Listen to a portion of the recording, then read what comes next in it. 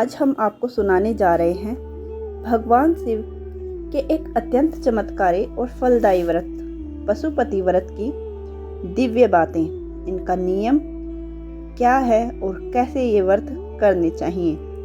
यह व्रत करने से भगवान पशुपतिनाथ की कृपा शीघ्र ही प्राप्त होती है।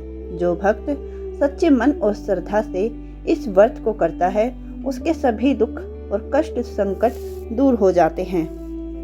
यह व्रत विशेष रूप से संतान सुख, सुख समृद्धि, वैवाहिक जीवन की खुशहाली और मनचाही कामनाओं की पूर्ति के लिए किया जाता है। पशुपति व्रत की कथा सुनने और व्रत करने से व्यक्ति के जीवन में खुशियों की वर्षा होती है।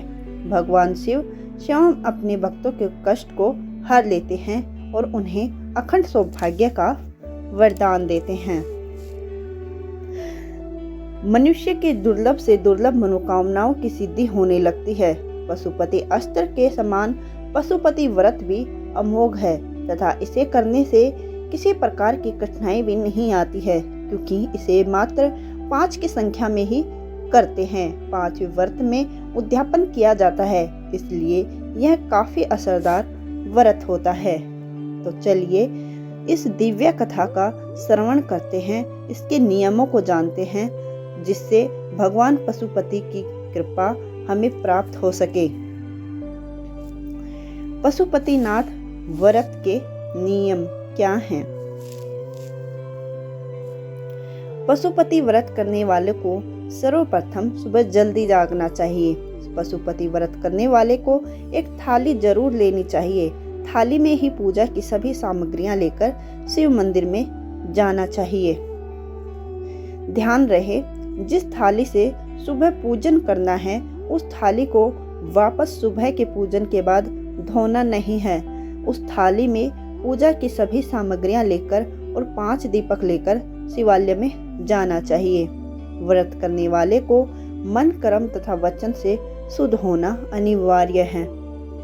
पीतल, तांबे या कांसे की एक थाली, सफेद चंदन, फूल, बेलपत्र, नंदी जी के लिए दुर्वा, आंकड़े का फूल और पत्ता, समी का फूल और पत्ता, पंचामृत यानी दूध, दही, घी, शक्कर, शहद, साफ जल जिसमें गंगा जल मिश्रित हो, बेलपत्र, भोग प्रसाद के लिए कुछ सामग्री जैसे रोली, चंदन, घी का दिया, भस्म, इत्र, कलेवा, जनेऊ इत्यादि।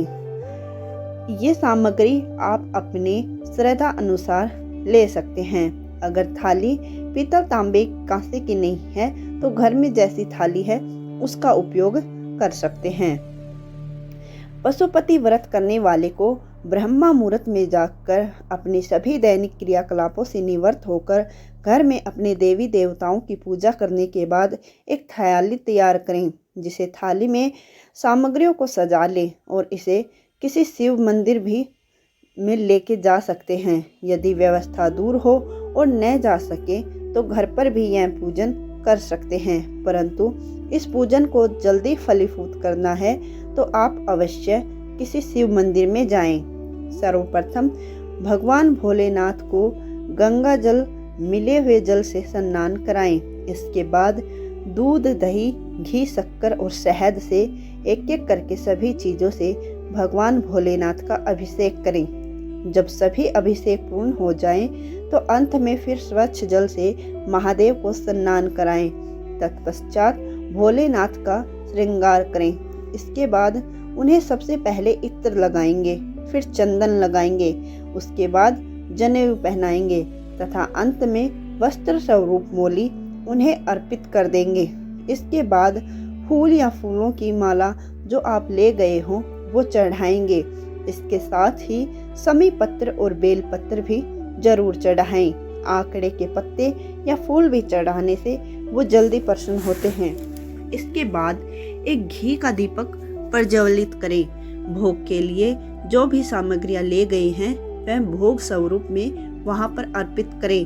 मंदिर में अलग से गौरी, गणेश और कार्तिकेय जी हैं तो उनका भी पूजन करें। अगर आप सुहागन हैं तो आप गौरी माता को सिंदूर भी अर्पित करें। अंत में किसी भी स्तोत्र का पाठ करें। इस प्रकार आपकी सुबह की पूजा पूर्ण हो जाएगी। शाम को आपको क्या करना है, जो पशुपति व्रत में जो सुबह पूजन किया था, जो आप थाली ले गए थे, उस थाली को बिना धोए रखना था। जो सामग्रियां बची हुई हैं उसी प्रकार रहने दें और उसी से शाम को भी भोलेनाथ की पूजा करें। शाम को अभिषेक करना आवश्यक नहीं है, केवल अपने घर में कोई भी भोग की सामग्री बना ले, जैसे सूजी का हलवा, खीर बना सकते हैं, मालपुआ बना सकते हैं या चूरमा भी बना सकते हैं। उसके बाद घी के 6 दिए अपने साथ लेकर मंदिर जाएं। मंदिर जाकर 5 दिए वहां जला दे।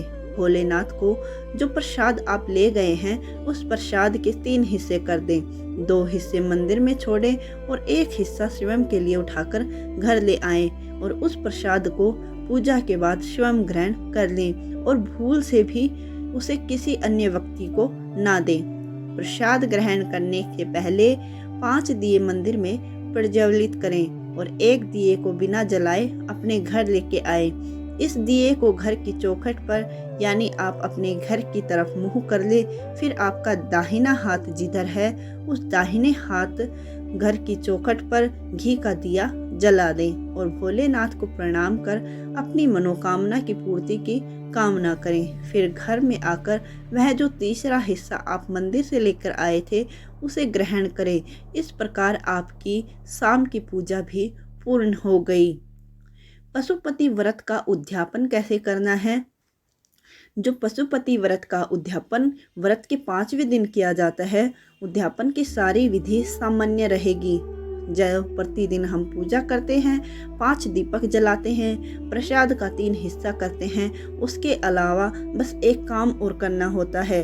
उद्यापन के दिन थोड़ा सा सीधा लेना है और एक नारियल पर 5 बार कलावा लपेटकर 11 या 21 रुपए शिव मंदिर में भगवान भोलेनाथ से अपनी मनोकामना पूरी करने के उसे रखकर प्रार्थना करके फिर उसे दक्षिणा स्वरूप सीधा किसी ब्राह्मण को देना है।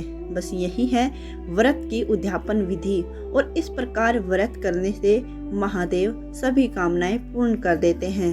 उम्मीद करती हूँ यह जानकारी आपको बहुत पसंद आई होगी। धन्यवाद।